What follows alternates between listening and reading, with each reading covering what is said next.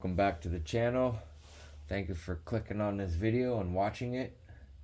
Today I'm going to kick things off with everything I know about Squarebills, about crankbaits. Before the craze of swim baits crashed in the market, this used to be the #1 bait to get bit at when conditions got tough, as we're starting to have first time in the season, having back-to-back cold fronts. Things are starting to cool down. The fish are starting to not chase stuff so much, even though they're still throttling baits out there. They're gonna slow down here, and hopefully this video will give you a better idea and a better grasp to devise a better game plan for when you're out on water, especially if things aren't going the way it normally goes for you. I'm a little bit more hard-headed. I like to really beat that dead horse for hours on end, but maybe this can help you, or maybe if you're just starting out, this is the easy way to find fish and get bit with it. So I'm gonna start off with a little bit bigger of the profile. Normally, if I throw the big Squarebills, as in this 8.0 Magnum Squarebill from Strike King, I have it in a couple of different colors. It weighs over an ounce. I think 1.5 ounces to be exact. Dives to about 8 to 10 foot, depending on line size. I do throw it on a 7'6" heavy action rod. 65-pound braid is usually what I throw this on. I probably can go to 17-pound, but I feel better with a 65-pound braid. I did catch my PB smallmouth with this bait at Lake Washington in fall. Can't really remember what year it was. I think it was 2019 possibly. Anyway, it was at Lake Washington off a bridge, 28 feet of water, and I caught a 4.53 smallmouth with this bait. So they will throttle it in deep water, shallow water, no matter. So to throw these bigger crankbaits, I like to beef up the rod, the reel, the line, the whole shebang. This is a 6 cents big old fat monster Squarebill. I've yet to really throw this around, but it's a bigger profile, has a natural color to it. Looks just like any old bait fish that would be swimming around in any of these local lakes in the lower 48 states. So moving on to like the medium-sized crankbaits, which are like normally about weigh anywhere between the 3/8 to the 5/8 ounce range. I'm gonna opt for a 7-foot medium action rod with a Bass Pro Qualifier 100 size reel bait caster put onto a Abu Garcia next generation Vendetta rod, which is just a simple rod you can pick up at any local Walmart or any local sporting goods store. Once again, this Pro Qualifier is an awesome reel. It has very few problems. You can easily send it off to Bass Pro Shop and get them to fix it. If you do have any kind of problem with it, they offer great warranties, great customer service. Anyway, back to the rod. It's a 7-foot medium action rod. I fish it on 12-pound fluorocarbon. That's for the smaller size crankbaits. Normally your smaller Squarebills. Normally I'm gonna throw most of the 6 cents because these weigh 5/8 ounce. I'm gonna throw it on 17-pound on a medium heavy. Don't get me wrong, I will throw this red one all day long on 12-pound fluorocarbon. But for the most part, like this one is a wake bait, so I tend to throw it on 17-pound, a little bit thicker, a little bit heavier line, a little bit beefed up rod. It's a medium heavy instead of a medium. 7-foot still. It gets the job done. Holds the better fish, keeps them pinned. That rod is a pretty good crankbait rod just for a start out rod. Moving on to, let's say, the smaller profile Squarebills like this, 6 cents. I throw it on that 7-foot medium action rod with 12-pound fluorocarbon. You could easily throw any of these on a spinning outfit, because they will throw it pretty good. I think these are Crush 50s from 6 cents. I tend to go with red, browns, oranges in the fall time exclusively. Really, you can see half my stuff is all red. As far as the smaller size baits, you can from like a 1/4 ounce to let's say 3/8, ½ ounce at the biggest. You can drop down to a spinning rod, or if this is all that you have is a spinning rod, then you can easily throw those baits. This is just an ordinary 1-piece tourney special Bass Pro Shop tourney special spinning rod and reel. They have these for less than $100. It's a great startup rod and reel combo. Great way to get you on the water, get you throwing a bait. You can, they're very easy. They're not the greatest of stuff, but they get you on down the road and get you fishing. This is one of my other setups I've had for a few years now. It's just to put together a rod and reel. Yeah, it's nothing special, but man, I've caught some donks on this freaking setup right here. I rig it up with 8-pound monofilament. Is it 7? I think it's 7 foot. It is a 6'9" medium action rod. So I put 8-pound monofilament on that one. On this 7-foot medium action tourney special Bass Pro Shop rod, I have 8-pound. Sometimes I'll drop down to 6-pound line. And what that does is that these baits that I'm fixing to talk to you about are pretty old. So you have a Bandit. These are made by Bandit, and they Bandit makes them, and they go about, maybe you can see the angle of the bill. It's pretty much like a wake bait. It goes less than a foot. I think this called a Bandit Footloose is the name of these baits. But this one, it gets the head nod. It will catch you a lot of fish. I don't change any of the hardware. You can if you want, but it works. It works. Another one of these baits that I love to throw on the spinning rod and reels with 8-pound, 6-pound to 8-pound monofilament is a Strike King 1XS. You don't need to change any of the hardware. You can if you really want to, but the hardware on it is pretty dang good. As long as you put that drag pretty good. Oh man, these baits, they get bit. Now, I will give you a tip not to, if you get any kind of grass or any kind of stuff on the bait, don't slap the water.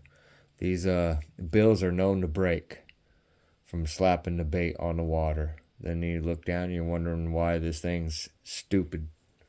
Well, because you just slapped the water and broke the bill. A couple of these other old school shallow crankbaits that I have quite a few left over are Man's Baby -1. Man's Baby -1. I think that's the name, how you say it. They're really big in Texas, East Texas, where I picked up this nasty habit of bass fishing. These are ones that I bought when I was just starting out. See all these? They're all Baby -1 is just they to go like a foot, and that's the deepest they go. But I don't know if they make them anymore. I think they probably do. They make them way more improved than what they were then. These are all the old Strike King KVD. When KVD first come out with that coloration called Sexy Shad, was one of the biggest things in bass fishing history right there. It's one of the best bait profile colors. This is just a straight shad colored one, but this is a KVD Sexy Shad. I've had that bait for close to 20 years now. Same with these. These are all just great baits. You can't go wrong with Strike King crankbaits. You can't go wrong with listening to Kevin Van Dam. These short shank hooks are perfect for any kind of crankbaits.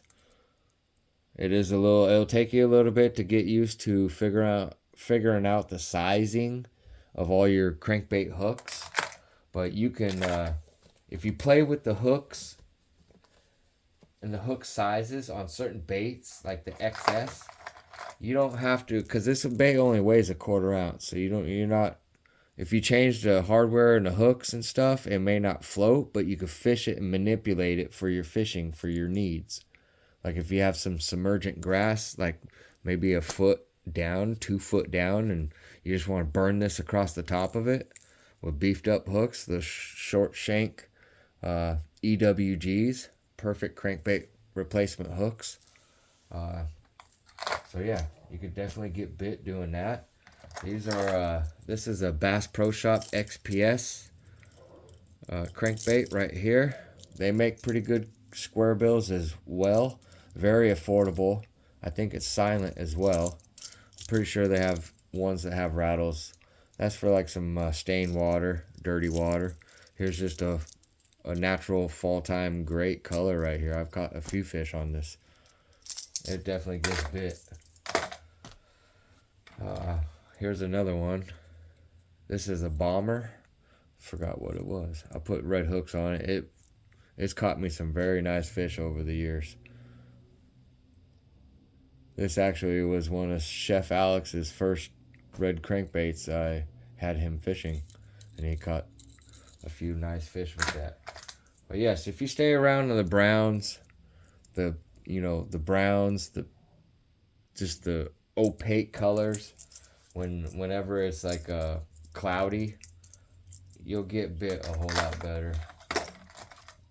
Especially like this color, fishing this in the cloudy days. I wouldn't fish this in sun, I don't think. Bright sunny conditions.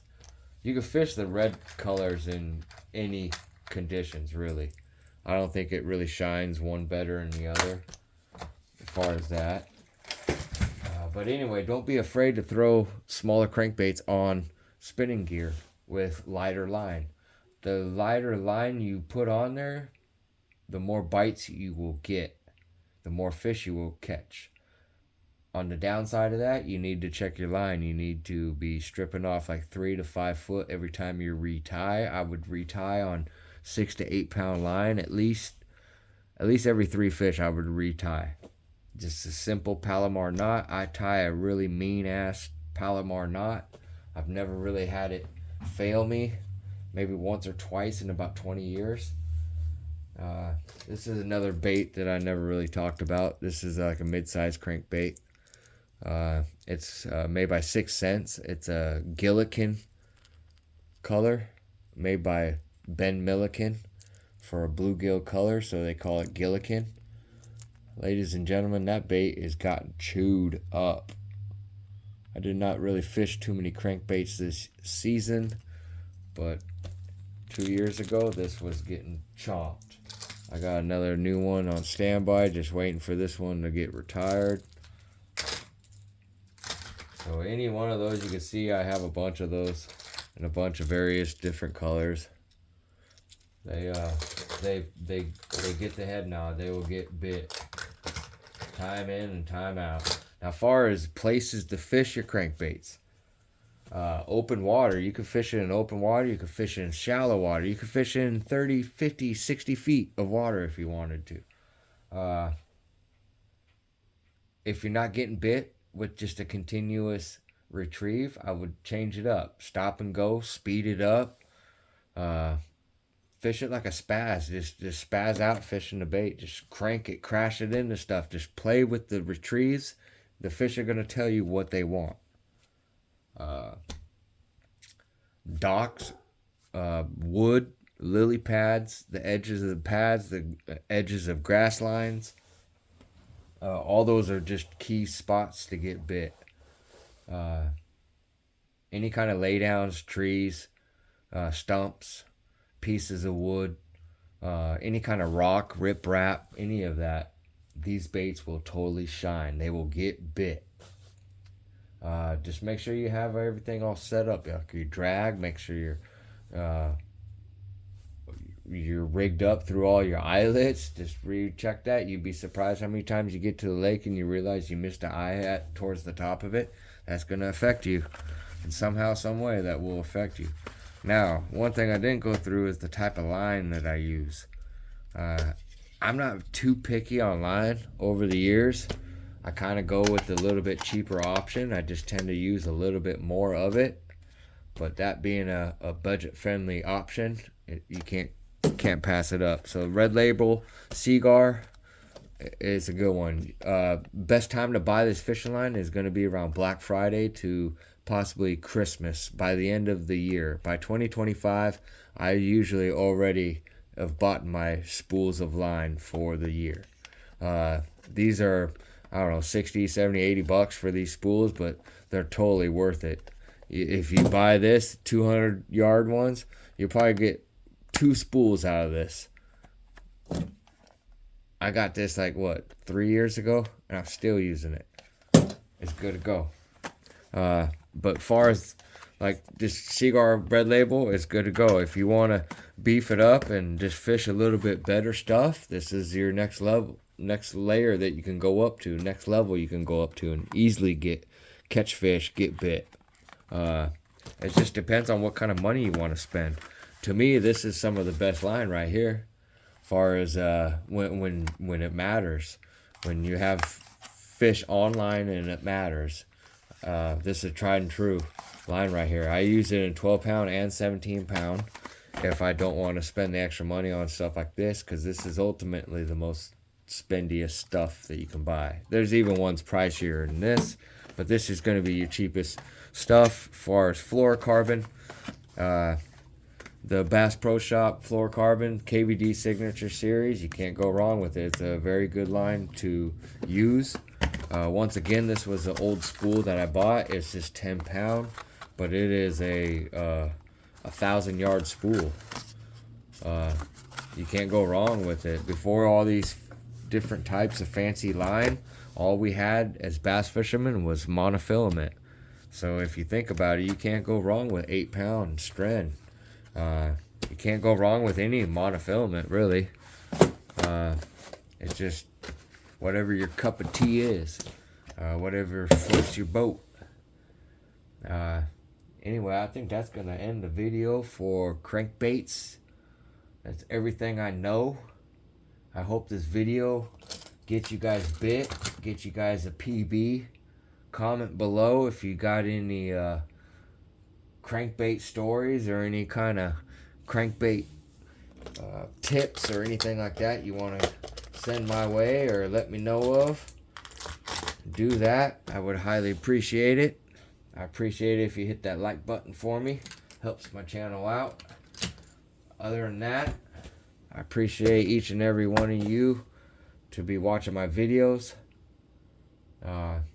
Hopefully I'm going to start whacking some fish here. It's been kind of a mediocre to pretty much a lame ass October in the last couple of weeks.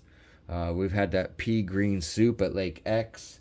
I will be heading back to Lake X this weekend, so hopefully, I know that pea green soup's not going to be gone, but hopefully it's cleared up a little bit, enough for them to really start getting on the bite. Because I definitely am hunting for a double-digit fish. Anyway, everyone, have a good day. Thank you for watching. Swimbait79 out.